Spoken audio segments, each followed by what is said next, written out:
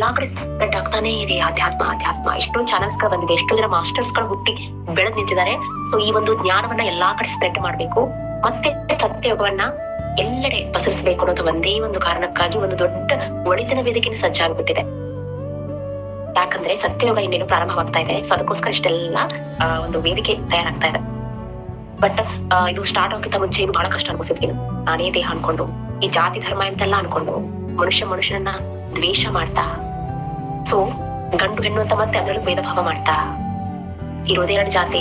So ದೇವ್ರು ಮಾಡಿದ್ದು ಕರೀತಾರೆ ಗಂಡು ಹೆಣ್ಣು.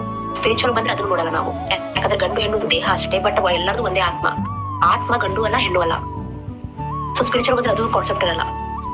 ಬಟ್ ಏನಾಗಿದೆ, ಅಟ್ಲೀಸ್ಟ್ ಗಂಡು ಹೆಣ್ಣು ಅಂತ ದೇವ್ರು ಮಾಡಿದ ಅಂತ ಅನ್ಕೊಂಡ್ರು ಕೂಡ ಅದ್ರಲ್ಲೂ ಮತ್ತೆ ತಗೊಂಡ್ಬಿಟ್ಟಿದ್ದಾರೆ. ಗಂಡೇ ಶ್ರೇಷ್ಠ, ಗಂಡಿಗೆ ಹೆಚ್ಚು ಗೌರವ ಕೊಡ್ಬೇಕು, ಹೆಣ್ಮಕ್ಳ ಬರೀ ಕೇಳ್ಕೊಂಡಂಗೆ ಅವ್ರು ಹೇಳ್ದಂಗೆ ಕೇಳ್ಕೊಂಡಿರ್ಬೇಕು, ಸೊ ಜಾಸ್ತಿ ಕ್ವಾಲಿಟಿಗಳಿರಲ್ಲ. ಸೊ ಇವೆಲ್ಲ ಏನಂದ್ರೆ ಕಲಿಯುಗದ ಒಂದು ಅಟ್ಟಹಾಸ ಅಂತ ಹೇಳ್ಬೋದು. ಈ ರೀತಿ ಎಲ್ಲ ವರ್ತನೆಗಳಾಗ್ತವೆ.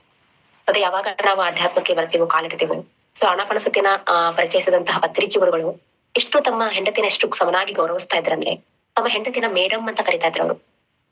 ಇದಕ್ಕೆ ಹೇಳೋದು ಆಧ್ಯಾತ್ಮ ಅಂತ.